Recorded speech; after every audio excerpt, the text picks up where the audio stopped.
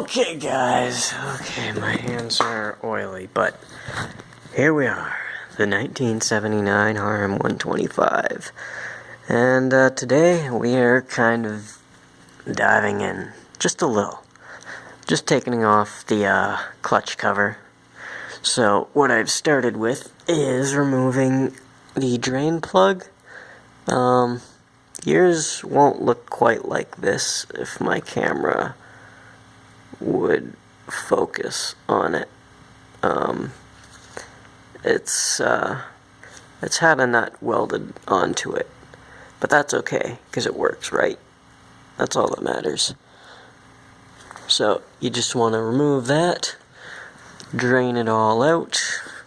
Looks like mine is down to an occasional drip now, so it's probably about the best I might get out of it. I'm seeing metallic chunks, but that's to be expected because obviously I know something went wrong. Obviously, if you haven't seen the other videos. So next we got 5mm Allen. Let's see. Give me a sec. Okay, so we're here. We got my impact driver. We got the guy, the bit somewhere. Oh yeah, right there. We got my sockets. So I guess I should probably start with this guy, which would probably be the 13. Where's my other 13? He's on my better ratchet, which I should be using anyways. If it will extend for me.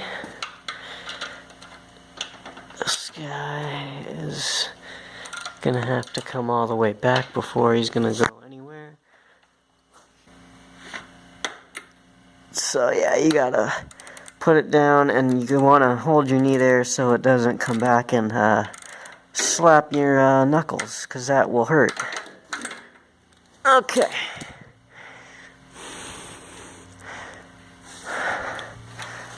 And there we go. Let me find somewhere to put this. Ladies and gentlemen, we have here the egg crate. First thing we remove goes in the first slot.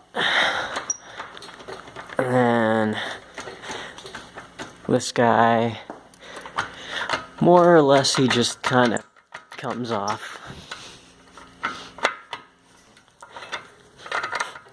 He should give me a, yeah, have to do it off camera, you know. And so now we have that off. Basically just a lot of wiggling it back and forth. So now, impact driver doesn't fit. Plan B. Plan B. And so you just kind of put her on there, crank her off. Shouldn't be too tight. At least these ones aren't. That one's a different size.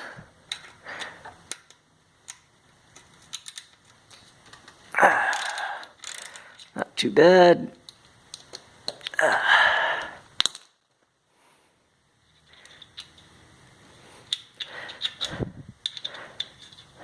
Man, a GoPro or something would be handy. Actually, it wouldn't be handy, it would be hands-free. This camera is handy, and it's not really too handy, if you know what I mean. I gotta hold it with my hand while I'm trying to do other stuff with my hands. Stuff that normally is easier with two hands. Stuff that I normally do with two hands, and I'm not used to one hand. Maybe I'll get used to it by the end of this, huh?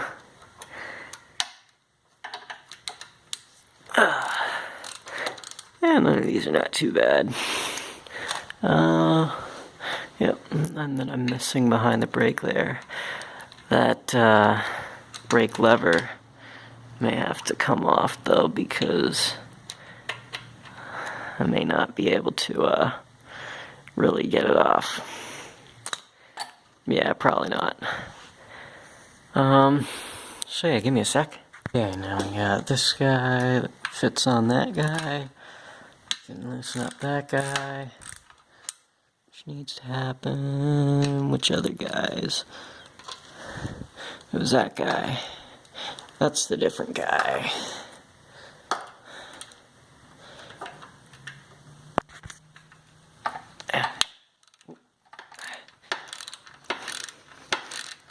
Alright, so I'm gonna get the brake out of the way off camera. That's not too important and it's not too hard. So there we have 1, 2, 3, 4, 5, 6, 7, 8 bolts. All 8, starting from that guy going all around. So that's how I keep it organized, right? It looks like they're all the same. This guy looks, yeah, that guy's a little longer. That may be supposed to be, that may be not supposed to be. Same with this guy. He looks like a whole different thread. He's like coarse thread. The others are fine. So that may be intentional. That may not be. It's an old bike and it's been through some shit. So yours may be different. So once you get that off, you're gonna be like, damn, how am I gonna get this off? As I just found out, yeah, you just pretty much kind of do that. And, yeah. Yeah. So, yeah. It's dripping, obviously. Lots of oil. Oh, you know, not a whole lot we can do, because, you know, that's to be expected. There's oil in there, and, you know, when you pull the drain plug, sure, you get some of it, but you can't get all of it. So, basically, I'm one-handed. It did it on camera, but it wouldn't do it off camera. Okay, but anyways, so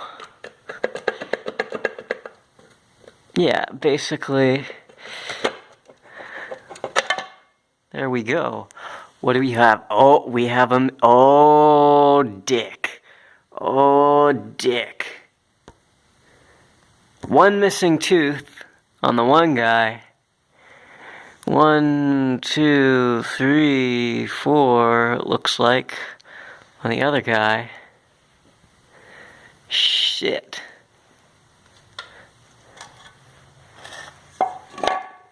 That's what I was thinking. And this guy, this gear, that's obsolete.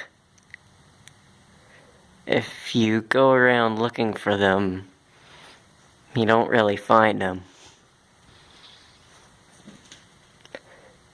This, I can get...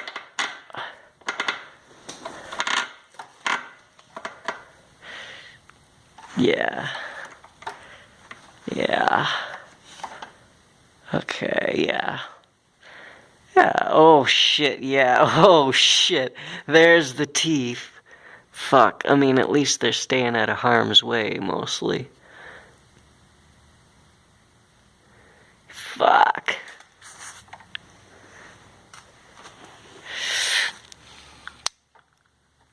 Yeah, oh, there's for the rack and pinion clutch.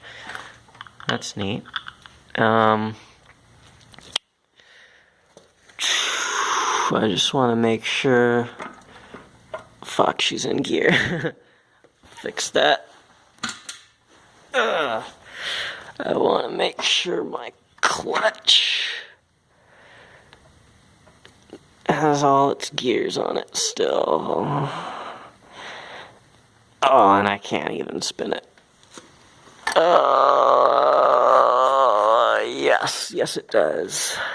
Yeah, so, of course, this is pattern failure. It's exactly exactly the same. Well, this one has 2 teeth, and the other gear is also missing like 4 or 5. So yeah, we have pattern failure, and an obsolete part that I may not be able to replace, or I may have to get a custom thing made for it. Fuck. I mean, that's... I wouldn't worry too much about one broken tooth because my chopper has one broken tooth and I can feel it very, very rarely. But the whole thing is this whole thing spins the whole time the engine is running. This idler spins the whole time the engine is running. If I pull the idler, you know, sure, I can probably ride it just fine if I can push start it. But, yeah, still, I want to get this right, you know, and, if this is spinning the whole time the engine's running, with those broken teeth, you know, shit can go wrong very easily, which it probably did recently. I'm guessing this happened recently because it's been fine up until now. But yeah, these gears, you know, when they're spinning around at high speed, if they don't want to mesh right, we get more broken teeth down in there. So, I was exactly right. And, this means I have to pull the whole engine apart. The whole thing. I have to pull the top end off too, and everything. I have to, because I have to get into the middle of the crankcase here to get this shaft off, to get this gear off. But I can get a whole new assembly for like $30, which isn't bad, and I'm gonna do that, obviously. But yeah, fuck. Have to find something for the other gear. Hopefully maybe I helped some people with this video. And I'm going to keep you guys posted with whatever the future may hold for this bike.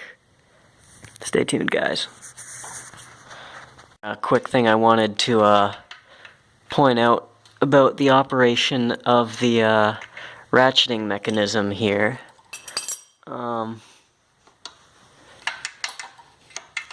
So, that little piece right there is very critical in the operation. That piece back there is critical to the operation of the ratcheting mechanism, because this, obviously, it spins pretty well freely. I mean, it just barely touches the gears in the back, but, you know, if it's not backfiring, there's not going to be any problem. So yeah, but when you, where did I put, there it is. When you put this guy on there and then you crank it back, suddenly your guy back there that swings around, he pushes out a little more, and, as you can see, now the ratchet is engaged. So that is how that works. Something I didn't point out in my other video because I didn't know that until now, and that makes total sense. It's an okay design now, aside from the fact that it has pattern failure. So yeah, I'll keep you guys posted.